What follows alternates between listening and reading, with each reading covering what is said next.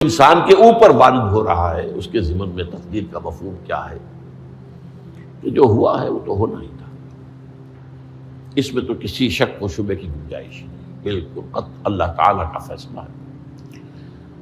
البتہ در حقیقت ایک دوسرا پہلو ہے، ما یفعل الانسان،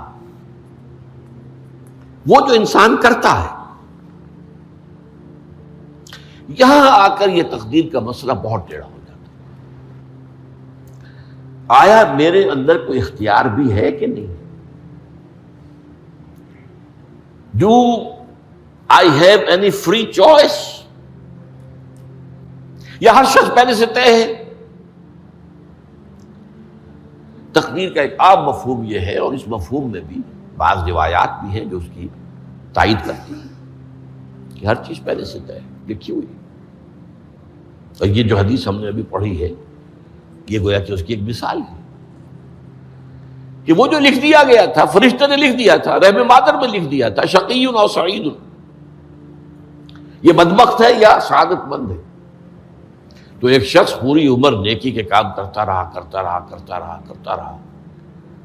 آخری وقت میں آ کر کوئی ایسا حادثہ پیش آ گیا کہ وہ اہل جہنم کے سے کام شروع کر دی اور جہنمی ہو گیا۔ یا ایک شخص ساری عمر جو ہے جہنمیوں کے سے کام کرتا رہا، آخری وقت میں آ کر کوئی ایسی توفیق ملی، کچھ ایسا معاملہ ہو گیا، توبہ کر لی اور اس نے جو ہے اہل جنت کے سے اعمال شروع کر دی، ضرورتی ہو گئی۔ تو یہ جو ہے علامہ سابق کا علیحدہ بات ہے، اور علامہ یفعل الانسان، انسان کیا کرتا ہے، اس میں اس کی قدرت کتنی ہے۔ اور یہ ہمارے ہاں فلسفے کا بڑا مشکل موضوع ہے، اسی کا نام ہے جبر و قدر۔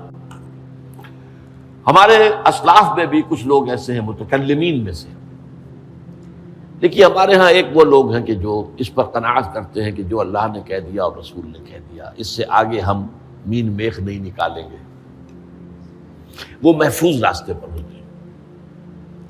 لیکن بہرحال انسان کو اللہ نے ایک عقل بھی دی ہے، اور یہ عقل سوالات اٹھاتی ہے، اور جو زیادہ ذہین انسان ہوتے ہیں ان کے اندر ان کی یہ مصیبت زیادہ ہوتی ہے، لہٰذا وہ تو سوچتے ہیں، کچھ نہ کچھ غور و فکر کرتے ہیں، بات سمجھنے کی کوشش کرتے ہیں۔ اس میں اب ہمارے ہاں دو طبقے ہو گئے، جبریہ، قدریہ۔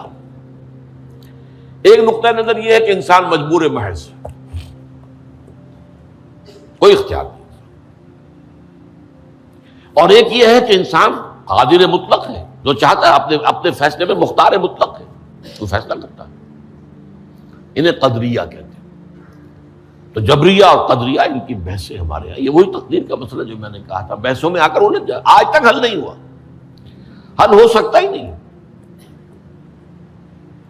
اب اس کے ضمن میں علامہ اقبال کا ایک شعر آپ کو سناتا ہوں، وہ بہت اچھا لگتا ہے، بہت خوبصورت لگتا ہے شعر ہونے کے اعتبار سے۔ تقدیر کے پابند جمادات و نباتات، مومن صرف اللہ کے احکام کا پابند۔ اس میں انسان سے پابندی کی نفی کر دی گئی ہے، وہ صرف پابند ہے اللہ کے احکام کا۔ نتیجے کے اعتبار سے تو جو یہ شعر کہہ رہا ہے، جو بات وہ صحیح ہے، پابندی اصل جو ہے وہ اللہ کے احکام کی ہے، لیکن یہ کہ تقدیر کی پابندی سے انسان بھی پوری طرح آزاد نہیں ہے۔ یہ سمجھ لینا کہ یہ جمادات و نباتات ہی کا معاملہ، یہ غلط ہے، یہ مبالغہ ہے۔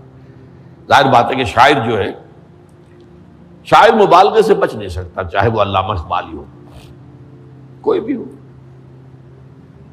تو اسی لیے سورہ شعراء کے اندر جو عام شعراء کی جو صفات بیان ہوئی ہیں وہ آپ کے ذہن میں آ گئی ہوگی۔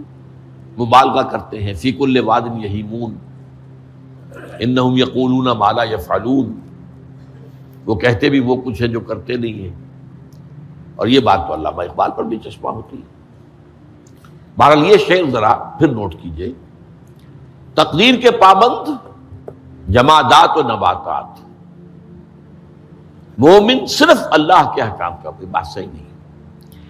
انسان بہت سے اعتبارات سے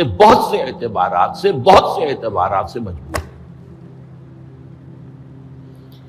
سب سے پہلے جو ہے انسان کے اندر ایک تقدیر نوعی ہے، نوع انسان. چھوٹی سی چڑیا اڑتی پھرتی ہے، انسان نہیں اڑ سکتا. آپ نے ٹھیک ہے مشین ایجاد کر دی، جہاز ایجاد کر لیا، آپ دوڑ رہے ہیں 500 آدمی اور سینکڑوں من سامان لے کر جو ہے وہ جا رہا ہے، 747 ہو یا 757 ہو، یہ کر لیا ٹھیک ہے، خود نہیں اڑ سکتے. اب کیا کریں گے آپ؟ یہ تقدیر نوعی ہے. اسپیشیز، ہر اسپیشیز کے لیے اللہ نے ایک اندازہ مقرر کر دیا ہے، اس اندازے ہی میں رہے گا، اس سے باہر نہیں جا سکتا. پھر ایک تقدیر شخصی ہے. اب دیکھیے تقدیر شخصی کیا ہے؟ بعض اوصاف و صفات ہمیں وراثتاً ملتے ہیں، وی ہیو نو چوائس. پہلے بھی یہ بات مانی جاتی تھی، آج جو ہے ذرا سائنٹیفک انداز میں ہم کہتے ہیں جینز میں چلا آ رہا ہے. اس جینز کو کوئی بدل سکتا ہے؟ جو جینز بھی آپ کو ملے اپنے والدین کی طرف سے، وہ آپ کی شخصیت کا ظاہر بات ہے کہ فیصلہ کن طرز پر اس کو ڈھال دیتے. جینز ہے، پابندی ہے. نمبر 2 یہ کہ خاص طور پر جو گھر کا ابتدائی ماحول ہوتا ہے، ماں کی گود اور ابتدائی گہوارہ گھر کا، اس کے جو اثرات مرتسم ہو جاتے ہیں شخصیت کے اوپر، وہ بھی بڑے مستقل ہوتے ہیں، پختہ ہوتے ہیں. ان دونوں چیزوں کو ضرب دے لیجئے، hereditary factors multiplied by environmental factors,